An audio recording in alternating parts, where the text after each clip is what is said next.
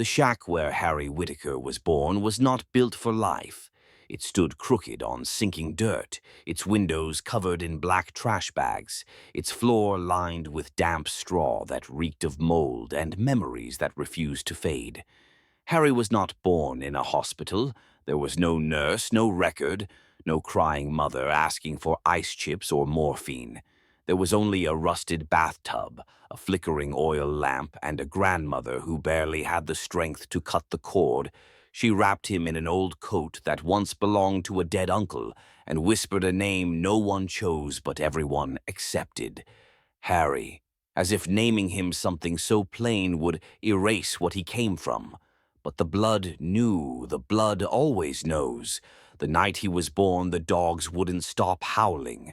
Not just theirs, but the strays in the woods, and even the wolves farther up in the ridge. Some say animals sense when something cursed enters the world, and that night the hills howled with warning. Inside the shack, the family gathered around him, not to welcome but to inspect. 8 pairs of eyes stared at his skin, his ears, his feet, looking for signs, looking for the same twisted fingers or glassy stare that had passed down like heirlooms through generations. When they saw he could move his limbs and cry and blink, they said nothing. They simply handed him to the woman with the strongest legs and told her she was the mother now. She didn't argue. No one in the Whittaker home had ever argued, not and lived. Harry spent his first nights swaddled in cigarette smoke and silence.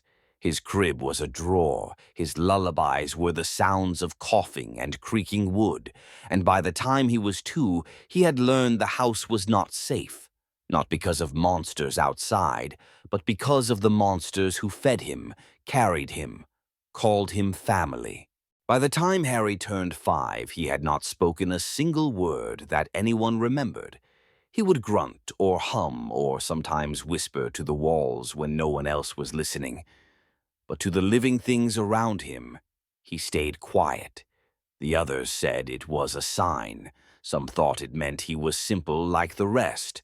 Others feared it meant he was smarter than he should be.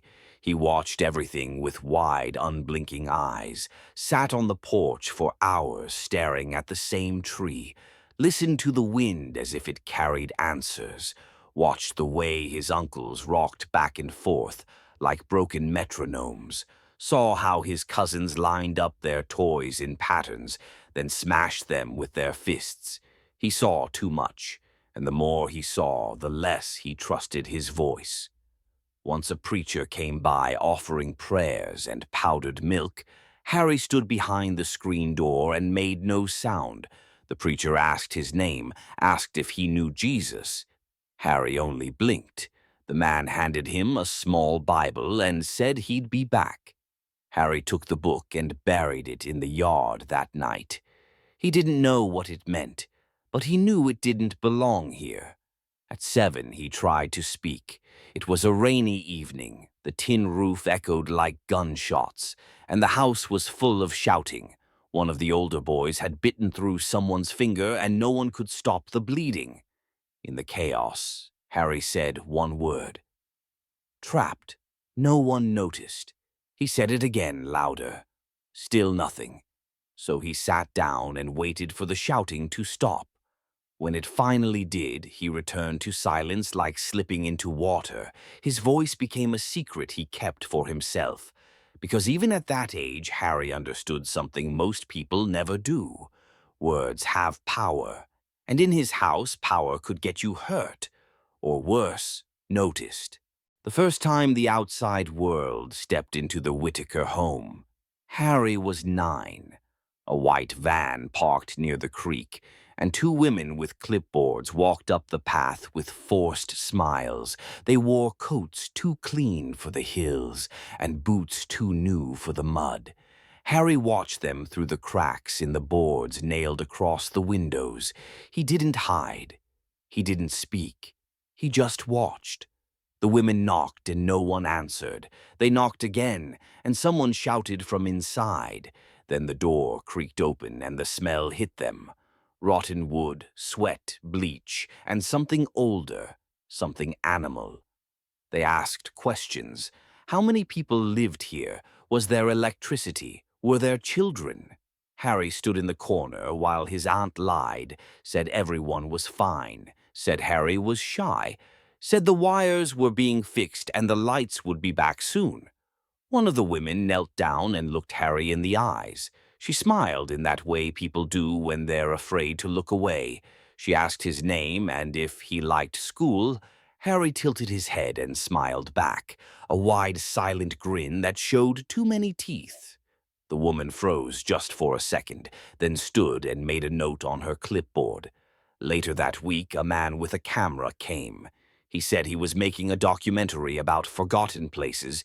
He filmed the outside of the house, asked them to pose on the porch. Harry stood still in the back row, his hands behind his back, his face blank as a wall. When the camera turned off, he looked at the man and said the second word of his life, "Leave." The man chuckled and did exactly that.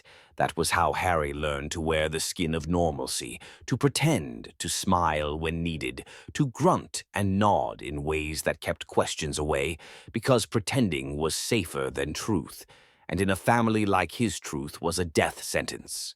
By the time Harry turned 12, he understood what the name Whittaker meant. Not just in the holler, not just in town, but beyond, in the way people whispered it like a curse, in the way even strangers flinched when they heard it. The name wasn't just a label, it was a wound, one that never scabbed over, one that people pointed at and stared into like a hole in the ground. Harry hated it.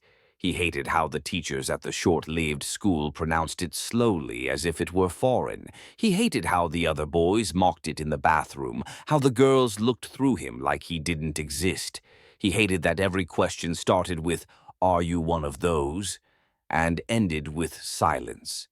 He tried once to change it, wrote Harry White on a test paper, white like clean, like blank, like new. But the principal called his aunt, and when he got home, she hit him across the face with the back of her hand and screamed until her throat gave out. He never wrote White again. The name followed him like smoke, no matter how quiet he stayed, no matter how small he shrank. The blood in him spoke louder than any word he could say. It announced him in every room. It disqualified him from every kindness. And worst of all, it kept him bound to the house, to the land, to the people who had made him and would one day unmake him. The name was a lock, and the house was the chain. He tried not to look like them, tried to wash his hair more often, tried to keep his clothes cleaner, tried to avoid the shuffle in their steps and the glaze in their eyes. But blood doesn't care about soap or fabric. Blood speaks, and everyone else listens. At night he'd lay awake tracing the letters of his name on the wall with his finger, Whittaker, each one a stone, each one a part of the cage. He didn't know if it was his fate or just a sickness, but he knew this. He was trapped inside something that had been dying for generations, and somehow it still refused to die. It was just after his 15th birthday when it happened, the kind of night that doesn't show up in dreams because it's too real, too sharp. It had rained for 2 days, and the creek had swallowed half the yard. The house smelled like wet ash and mildew, and the voices inside had started rising again. The fights came more often now. Not always loud, sometimes just looks, sometimes just silence with teeth. Harry was sent outside to get kindling from the old shed. He didn't argue. He never did. The shed sat behind the house like a rotting tooth. Its walls sagged, its door leaned. Inside it smelled like damp fur and old wood. He stepped inside and the wind slammed the door shut behind him, but this time it locked. He was trapped. No windows, no working light, just a shaft of moon slicing through a crack in the roof. He tried the door, but it wouldn't budge. He kicked it, pushed it, screamed once. No answer. Then he turned around and saw them, eyes staring at him from the dark. 3 cousins, boys barely older than him, Boys with wide necks and hands like stone. They hadn't spoken in years, didn't need to. They moved in circles, like they had done this before. Harry backed up until he felt wood behind his shoulders. They said nothing, only grinned. And then it began. He didn't cry, didn't fight. He went still, let his mind leave his body, let his breath become someone else's. The sounds didn't belong to him. The pain wasn't his, only the blood was. And it would never let him forget. When they left, he stayed there, curled under a moldy tarp until morning. The door opened at dawn like nothing had happened. No one asked why his lip was split, why his shirt was torn, why his eyes looked empty. He walked back to the house, and no one looked up. No one ever did. From that day forward, something inside him cracked. But instead of falling apart, he got quieter, colder, sharper. He stopped trying to be anything but invisible, and in that silence, he began to plan. After the shed, Harry stopped pretending he was part of them. He still moved through the same rooms, ate the same canned food, sat through the same television static, but his mind was already somewhere else. He began carving, not words, not shapes, just deep grooves in the wood under his bed, marks he could run his fingers over in the dark, marks that meant something only to him. They weren't drawings, they were directions, a map, an escape. Each night he listened to the way the floor creaked when someone walked near the door, to the pattern of the generator groaning in the backyard, to the animal sounds in the trees that no one ever mentioned. He studied the world like it was a lock he was born to pick, and slowly he started forming a plan. Not to run, that would be too simple. Too obvious. No, Harry didn't want to leave it behind. He wanted to destroy it, to unmake the house, the name, the rot in the blood, burn it to nothing, so that the curse would finally stop breathing. He knew what he needed: gasoline, a lighter, yeah, and timing, the right night, the right moment, and silence, always silence. He gathered what he could slowly: bits of cloth soaked in kerosene, a rusted Zippo lighter someone had dropped behind the couch, a glass bottle he cleaned in the creek. He buried them in a plastic bag near the tree line and waited. But part of him knew he wouldn't go through with it, that the blood in his veins would freeze his hands, that some small twisted root inside him still clung to the name, to the walls, to the weight of being a Whittaker. He started waking up with blood on his palms. Dreams where he was crawling through tunnels filled with mirrors, mirrors that didn't reflect him, only the faces of the ones who had hurt him, only eyes with no whites, only mouths that never closed. It was no longer a plan. It was a curse dragging him toward its end, and he couldn't tell if he was the last chapter or just another sentence in a story that should have never been written. The night was heavy with cold and silence. Harry stood at the edge of the hollow, the plastic bag buried beneath the old oak tree. His breath came in shallow clouds. He lit the lighter once, twice. The flame flickered like a whisper from another world. He dropped it onto the soaked cloth and stepped back. The fire took hold with a hungry roar. Flames licked the dry wood of the shed, the old place where his childhood had been trapped, where his brothers had screamed without words, where the walls had soaked up every sorrow and secret. Harry watched, not with hope, not with relief, but with a hollow understanding. The fire was no salvation. It was an end, an erasure, a warning to the blood that still ran through his veins. Behind him, the house stood dark and quiet, but he knew it wouldn't stay that way. The curse didn't burn with fire.